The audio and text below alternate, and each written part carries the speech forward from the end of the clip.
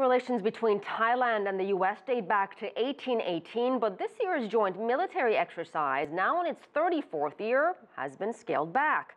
And U.S. military aid has been reduced after Bangkok's military takeover. As CCTV's Tony Cheng reports, relations are approaching a breaking point. In a deserted military academy 100 kilometers out of Bangkok, Cobra Gold, the annual celebration of Thailand and America's long military alliance, is being hidden away. As the top brass arrive for the opening ceremony, the usual pomp and pageantry is absent. Over 10 days, 20,000 soldiers from 24 nations will combine in combat drills and humanitarian exercises. This year, however, things have been dramatically scaled back. Thailand's Deputy Army Chief is brief in his opening remarks. Since the coup last year, the military government has been disappointed by continued US calls for a return to democracy.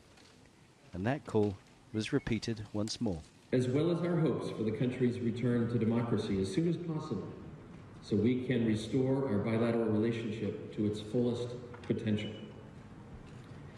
Still, we can't deny that this period is a challenging one for us all and has necessitated a modified Cobra Gold exercise this year as Thailand manages its return to elected civilian-led government.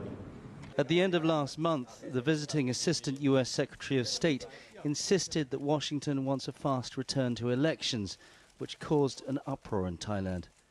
Military aid that once flowed freely from the US to Thailand has now been almost completely cut. Thailand is America's oldest ally in this region and in the past has received considerable amounts of military aid and more recently money from its good friend. But since the military coup last May, the United States has rather inconveniently insisted that the Thai military return power to a civilian, democratically elected government. And that's swiftly causing this alliance to fall apart fast. Some are concerned that the general's readiness to abandon a once close ally could seriously damage Thailand's international standing. The response immediately after the senior official from the U.S. remarks was to push back right away, was to throw a big fit. This is something that we can see militaries do that, generals do that. Well, at the same time, it is problematic for these interim measures that the military government is taking, because these interim short-term measures can have long-term consequences. Tony Cheng, CCTV, Nakhon Nayok, Thailand.